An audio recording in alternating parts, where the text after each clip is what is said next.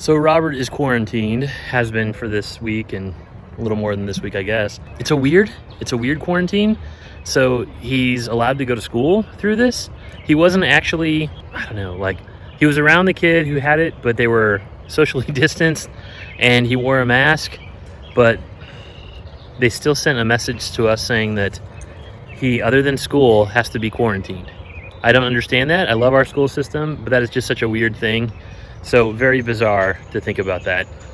1, 2, 3. Let's go.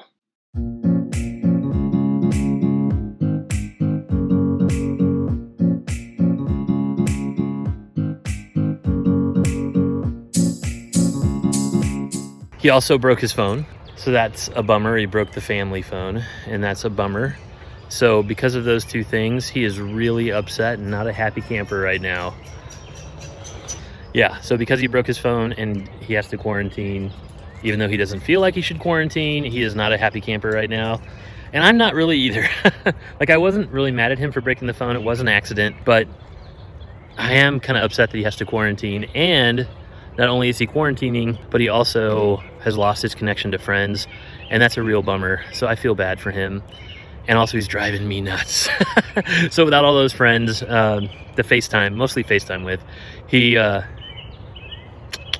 yeah, he's kind of driving me nuts. If you're a praying type of person, pray for us to have patience this week as we get through this.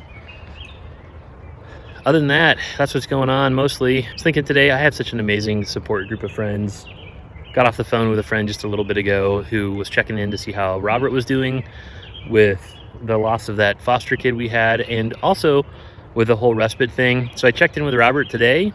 I even offered Robert like an emotional health day where he could take a day off school, and he did not want it, which is crazy because I don't think any other week of his life he would have taken that option to not take a day off of school.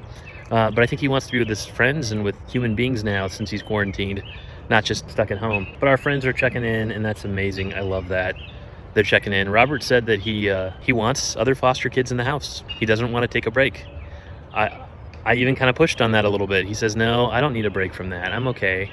I said, that means that my attention's going to be split again between you and other kids. He's like, bring it on. I'm like, all right. So checked in with that. Checked in with him about a couple other things that are going on. And really, he's doing pretty good except for not having the phone, which is driving him nuts. And can't blame him. Also, my parents are gone. And often when my parents are visiting California for 3 weeks or whatever for their vacation back to there, often when that happens, he and I do all sorts of special things, play laser tag, do all sorts of fun stuff, like almost constant. And we can't do that right now. So he's pissed. And I get it. I'm kind of upset about that too.